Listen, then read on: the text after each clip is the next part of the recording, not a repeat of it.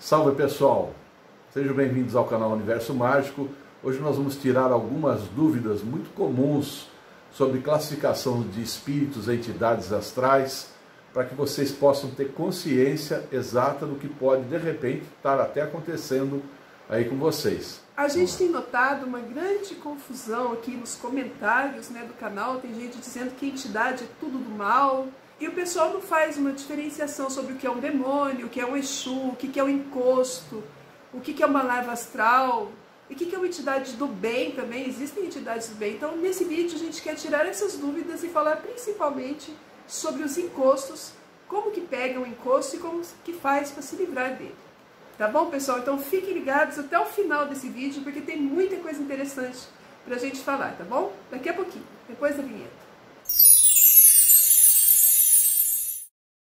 Vamos começar falando sobre entidades. Surgiu esse nome aí nos comentários porque a gente usa muito esse termo. Quando a gente fala entidades, a gente se refere a qualquer ser do astral.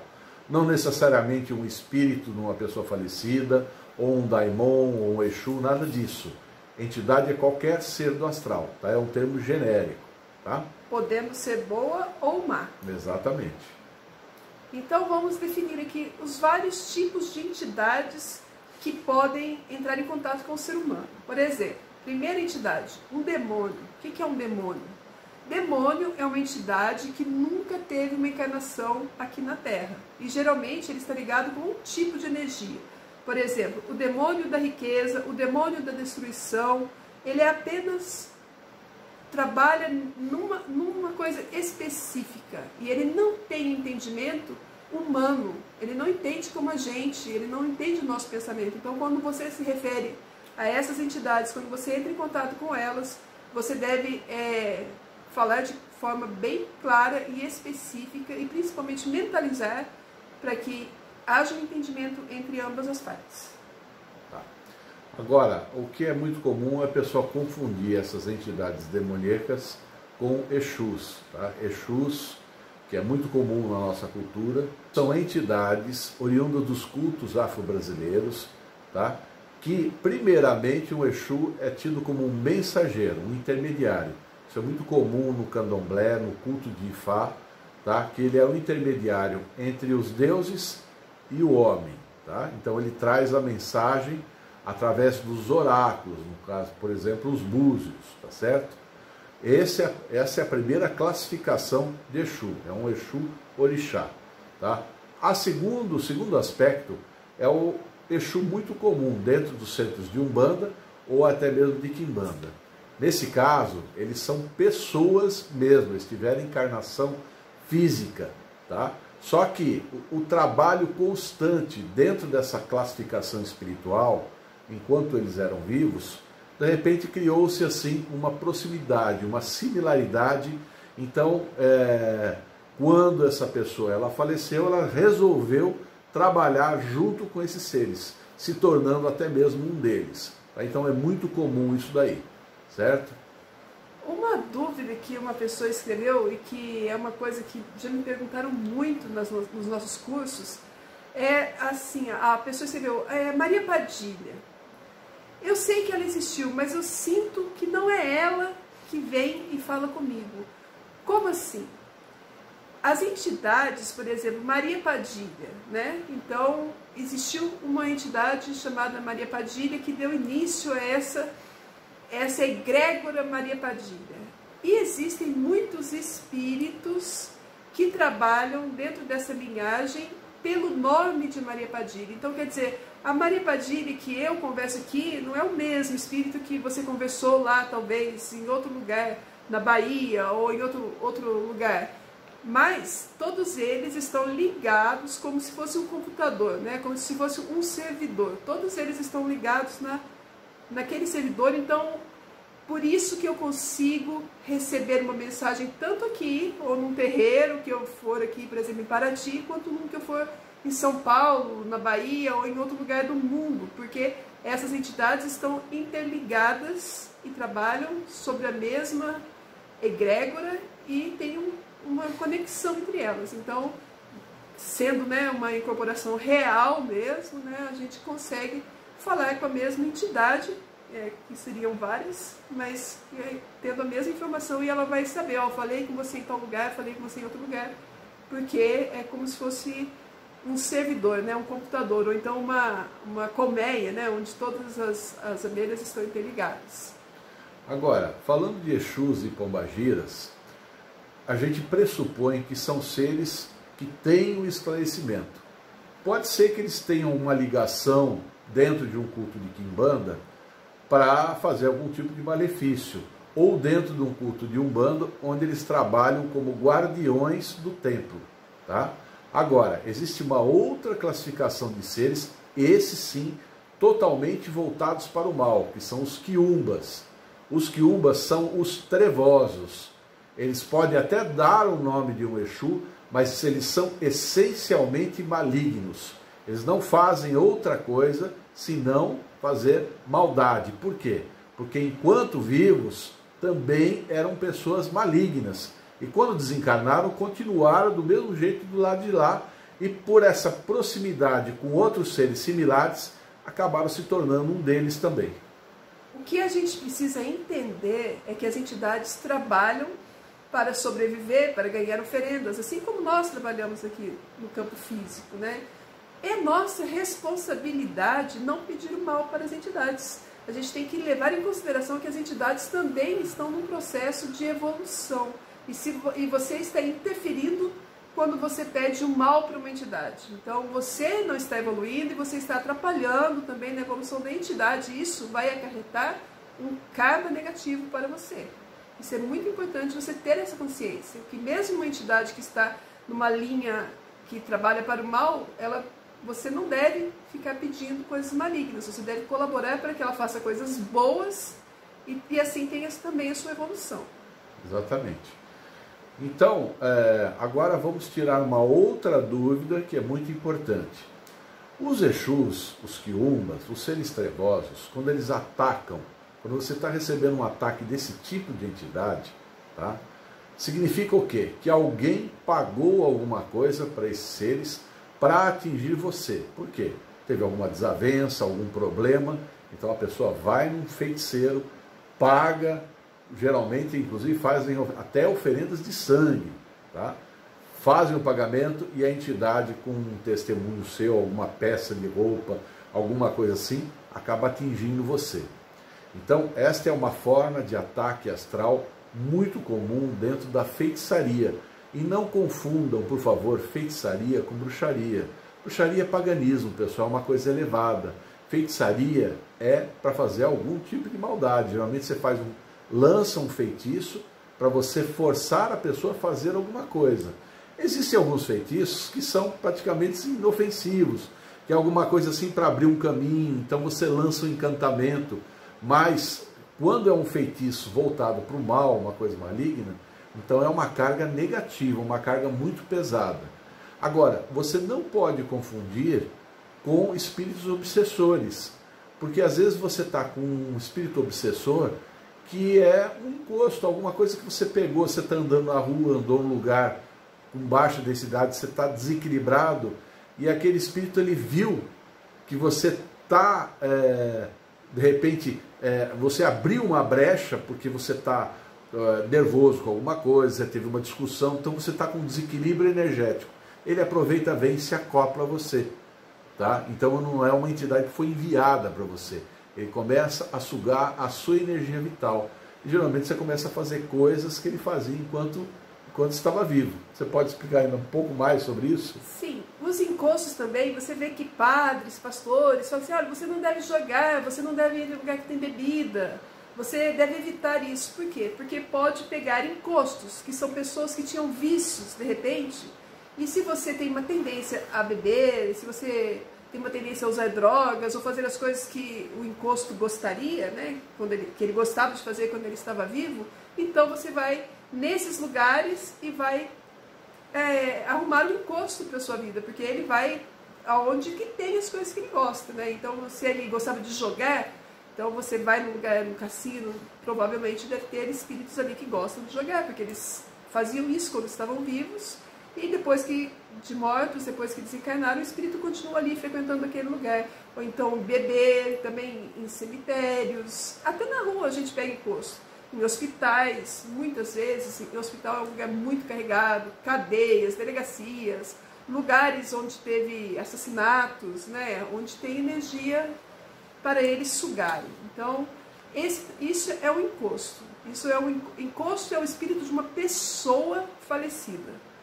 E que ela começa a encostar em você mesmo, como o próprio nome já diz, para sugar a sua energia.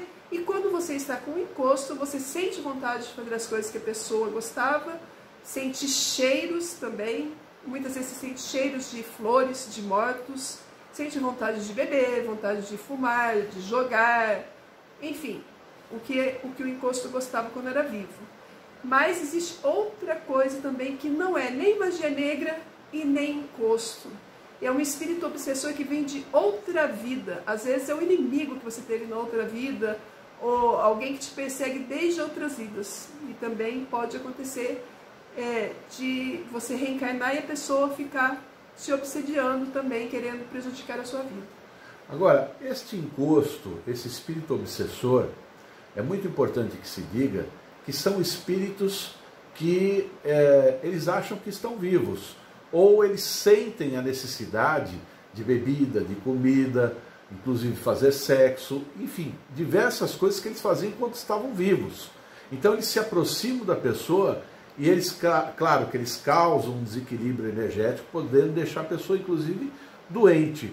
E não é anormal que quando há um obsessor, outros também se agrupem, né? Então fica aquela ação parasitária em cima da pessoa, tá? Mas eles são praticamente inconscientes do que eles estão fazendo. Eles se sentem bem porque a pessoa ela vai se alimentar, ela vai beber, ou ele induz porque ele sente aquela vontade e ele não entende a condição de que ele já se foi, que ele não está. Mas o que acontece? Ninguém é obrigado a nada. Se o espírito ele continua aqui, é porque ele está preso, porque ele não consegue se libertar das coisas terrenas, tá? Então isso aí é um caso muito específico. Agora existe um outro caso que é bastante diferente, que é a larva astral. E as pessoas confundem a larva astral com o espírito falecido. A larva astral é o quê? É um cascão astral, é uma energia. Digamos o seguinte, você tem o teu corpo astral, que é o corpo do espírito, e o corpo físico. É claro que tem que existir um intermediário que liga um ao outro. Esse é o corpo energético. Tá?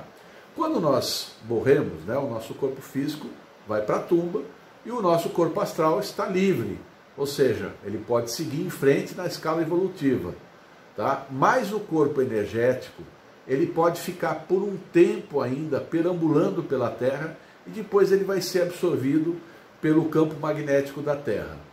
Mas o que acontece? Muitas vezes as pessoas fazem um culto ao falecido e começam a gerar uma energia, doar uma energia, porque ela quer que aquela pessoa esteja viva. Então, ao invés de ser o próprio espírito do falecido, na verdade é a larva astral, é o cascão astral que se aproxima. E por ela estar com aquela devoção pelo falecido, então ele começa a assimilar a energia vital, inclusive até transferindo até possíveis doenças que o corpo físico tinha para as pessoas que estão ali por perto, porque eles assimilam a energia. E eles vão buscar energia onde estiverem. Larvas astrais abundam também em hospitais, nos cemitérios, quando o cadáver acabou de ser enterrado, ainda tem um pouco de sumo vital, então eles ficam lá de bruços sobre o cadáver para sugar energia. São parasitas inconscientes, não têm uma consciência nem uma inteligência. É ação parasitária pura. Tá? E quando uma pessoa da família falece, é por isso que a gente deve doar todas as coisas e não ficar expondo fotos até a gente se sentir bem, né? A gente se sentir preparado para ver a foto sem ter sofrimento, porque isso vai fazer esse culto ao falecido e na verdade a gente vai estar alimentando este cascão astral, e esse cascão astral ele pode tomar uma vontade própria, uma vida própria, e muitas vezes eles vão até em terreiros e se encostam nas pessoas, se passando por entidades para receber oferendas, para ele poder se alimentar e sugar as pessoas. E aí muitas vezes a pessoa pensa que ela está recebendo uma entidade, ela não está, ela está com cascão astral. E por isso que é muito perigoso o desenvolvimento mediúnico. Você deve saber mesmo onde você está frequentando, né? Se a pessoa que está dirigindo o terreiro, ela tem as condições, e você deve estar sempre se preparado para limpar dessas energias que não são entidades, né? Agora, por falar em terreiros e centros espíritas, existe alguma outra classe de seres também que é comumente e popularmente chamado de zombeteiros, ou seja, são entidades que zombam da fé das pessoas. Eles se fazem, como ela falou, passar por algum tipo de entidade espiritual, por um caboclo, por um preto velho, ou por alguém do astral, ou enfim. Ou finge que é uma pessoa mesmo da sua família, que você está querendo entrar em contato. Mas não é, pessoal. Ele é malicioso, é um espírito malicioso que sabe que se ele fizer para o passar, ele vai receber algum tipo de devoção, ou ele vai receber algum tipo de alento, ou alguma coisa. Então ele se aproveita disso, da boa fé das pessoas, e das pessoas que não têm entendimento e não têm percepção do mundo espiritual. Tá? É muito comum, infelizmente, pessoas que não têm preparo dentro de centros espíritas, ou que se alvoroçam de uma hora para outra para montar um centro sem ter um preparo, e precisa ter esse preparo por anos, tem que estudar muito isso daí, para não ser vítima desse tipo de entidades. E também não ficar assim deslumbrado com a mediunidade, né? Muita gente fica deslumbrada e acha que tem que fazer tudo que o espírito manda, e obedece piamente e não estuda, porque acha que o conhecimento e a sabedoria vem tudo deles. Aí que acontece muito problema. E tem até um vídeo no nosso canal que é o espírito da Namur, né? Namur, né? Como chama? A gente vai deixar aqui na descrição vou deixar para vocês verem o que o espírito fez com uma menina, e a família acreditando que era um espírito de luz, e depois ele quase destruiu a mãe e a filha e fez muito mal para as pessoas, porque no começo ele começou a se mostrar como se fosse um bom espírito, ajudava as pessoas. E é assim que eles agem, eles dão de um lado para tirar de outro, até pegar a sua confiança. Tem que tomar muito cuidado. Existe também uma classe de espíritos que são encostos, mas eles são espíritos vingativos, e muitas vezes são confundidos com espíritos obsessores, né? como demônios, por exemplo. Esses espíritos vingativos são pessoas que faleceram, que sabem que faleceram, mas de alguma forma ela quer se vingar de alguém, ou porque ela sente que a pessoa foi culpada pela morte dela, ou geralmente também por causa de bens materiais, pessoas que herdam os bens dela, e muitas vezes quando a pessoa herda uma grande herança, às vezes ela nem consegue vender aquilo. Muitos casos a gente vê de pessoas que perdem herança porque não conseguem pagar impostos de terras e muitas coisas, porque esses espíritos vingativos não querem que a pessoa se beneficie do que era dela em vida, ou ela talvez pense que ela vai voltar e ela vai conseguir continuar sendo dona daquilo. Por exemplo, tem um caso que foi muito assim óbvio, que eu vi há um tempo atrás. Vocês se lembram quando teve uma discoteca que pegou fogo, eles fecharam as pessoas e morreu mais de 200 pessoas? Era uma discoteca, era um pub de um político até na época. Então, morreram umas 200 pessoas sufocadas. A moça que tinha preparado o evento e que tinha feito a publicidade do evento não estava presente. Ela não morreu lá dentro do pub no dia do incêndio, mas ela morreu uma semana depois num acidente de carro. Isso não parece assim óbvia a ação dos espíritos que se sentiram revoltados por perderem a vida deles prematuramente, que de repente fizeram uma ação para que ela sofresse esse acidente, também falecesse, que fosse uma vingança, um pedido de justiça mesmo? Isso existe muito, muito mais do que a gente pensa. Então, pessoal, nós vamos parando por aqui, e no próximo vídeo nós vamos falar sobre os ataques astrais e os espíritos obsessores, e como que você faz para identificar o ataque astral e para rechaçar esse ataque. Tá bom? Isso aí. Espero que vocês tenham gostado. Se vocês gostaram, deixe seu like, comente, compartilhe e se inscreva no canal. É isso aí, pessoal. Até a próxima. Até a próxima.